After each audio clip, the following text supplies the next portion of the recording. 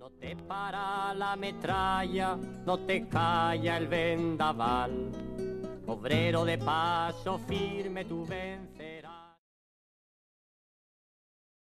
Estábamos en el Partido Comunista, pero no por la línea que llevaba el Partido Comunista o llevaba Santiago Carrillo, estábamos porque para nosotros estar en el Partido Comunista era seguir lo que estábamos leyendo de Marx y de Lenin. O sea, identificamos el Partido Comunista, pues la táctica de Marx, la táctica de Lenin, los libros de Lenin y todo eso. Bueno, pues dentro del comité provincial pues se daba un enfrentamiento más a un nivel teórico, puesto que tenía más preparación que nosotros, y entonces pues aquello acabó en una escisión en Elche.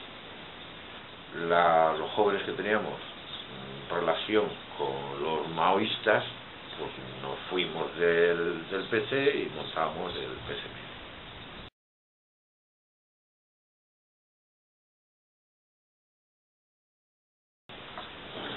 Yo en aquel tiempo, yo trabajaba en Diego Quiles, que después fue Kelme,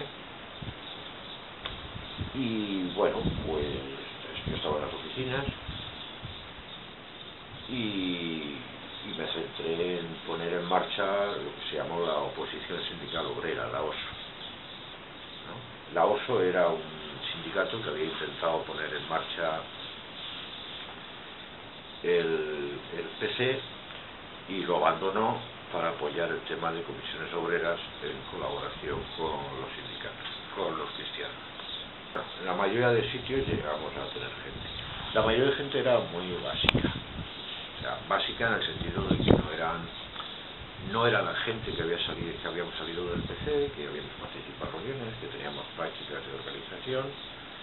Era pues gente que simplemente tenía instinto de clase, ¿no? Pero bueno, ¿qué es lo que pasó? Pues que en poco tiempo llegamos a tener aquí una organización, sobre todo de la OSO, muy grande. O sea, el que puso en marcha la OSO aquí fui yo. Y claro, la dirección del PSML pues llegó a pensar que esto aquí era una zona roja. Muchísima gente. La influencia inicialmente se tuvo en Elche. Luego, cuando yo salí de la cárcel, había algún núcleo en Elda, que me encargaron a mí que lo llevara. Y algún núcleo en Alcoy. Y algún núcleo en Guardamar y en Rojales. Y en Alicante algo hubo también. Y luego sé que, pero ya no teníamos los contactos con ellos, sé que había también algunos núcleos en Denia.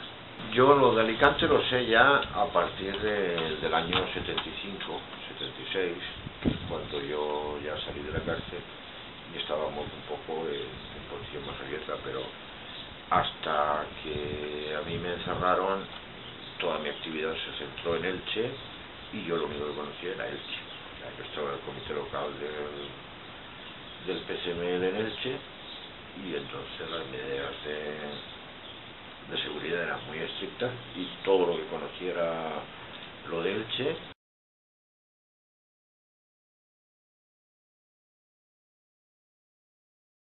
El PSML en aquellos momentos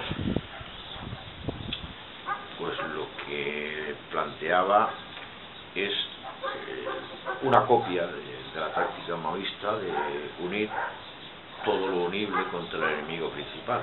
Es decir, el PSML analizaba las clases que había en España y decía oligarquía, pues tantas familias, clase burguesía alta, burguesía media, pequeña burguesía, tal, clase obrera, campesinos, etcétera. Nuestra táctica es unir todo lo unible contra el enemigo principal. Analizaba todas las contradicciones y decía, bueno, contra ese enemigo principal, pues hacía un programa digamos, de transformación democrática, pero bajo la dirección de la clase obrera, de forma que si los trabajadores llevaban la dirección de ese proceso democrático, cuando se hubiera derrocado a la oligarquía, pues se emprendía el camino hacia el socialismo.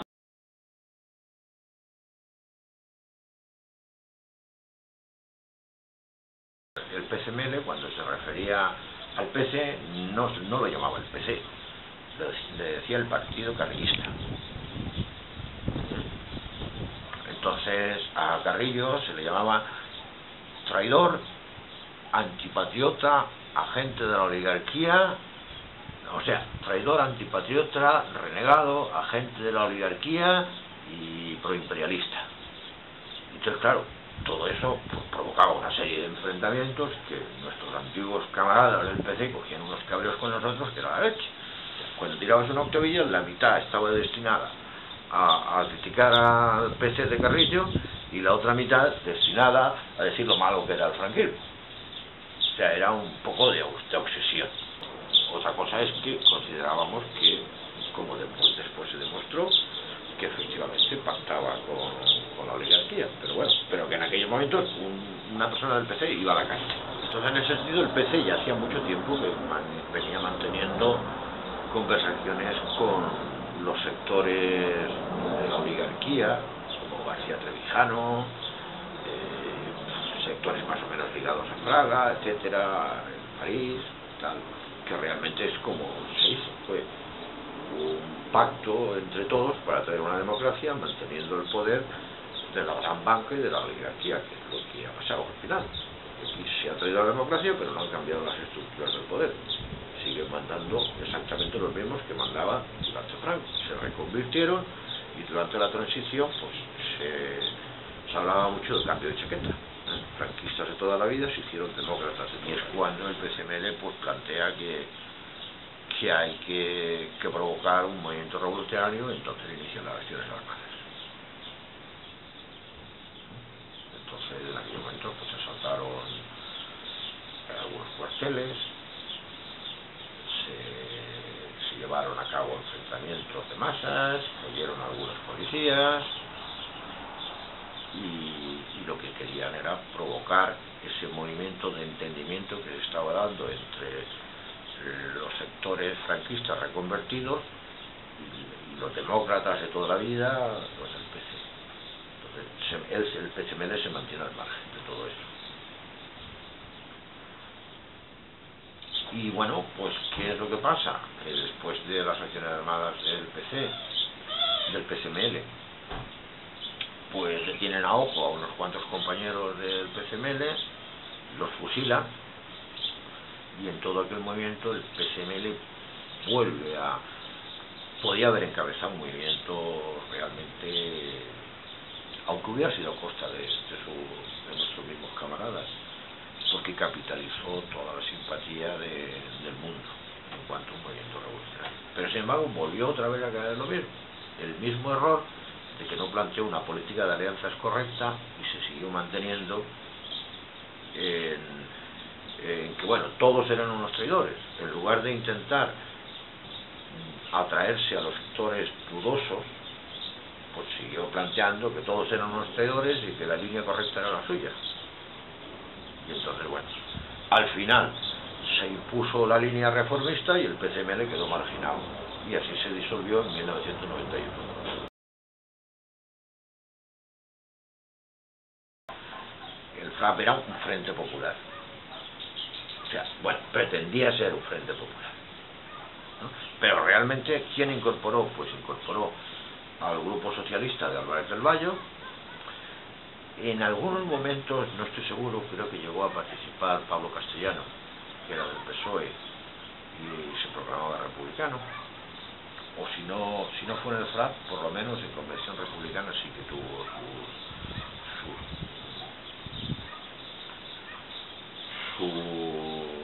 alguna reunión asistiría. Y el resto eran organizaciones de simpatizantes del PCML. Era la órbita de influencia del PCML, pues constituyeron una serie de organizaciones, ¿no?, para dar la imagen de que realmente era un frente, pero no era un frente, era el partido con su ámbito de influencia que se le encuadraba por sectores. Realmente fue un frente popular artificial, porque lo único que había de real era la existencia del Grupo Socialista y de un grupo valenciano en el cual estaba Víctor Gaeta. 1990. Un grupo valenciano se llamaba Germania Socialista. Y cuando podía haberse profundizado en esa línea, ¿no?, pues realmente es que lo estropearon. Tan responsable fue Carrillo por su traición como por nuestra propia inoperancia, que no supimos aprovechar un análisis que hacíamos correcto. O sea, no se le puede echar las culpas a los demás. Cuando uno se equivoca, cuando una cosa sale mal, la culpa, lo que primero hay que pensar es qué parte de culpa tiene uno.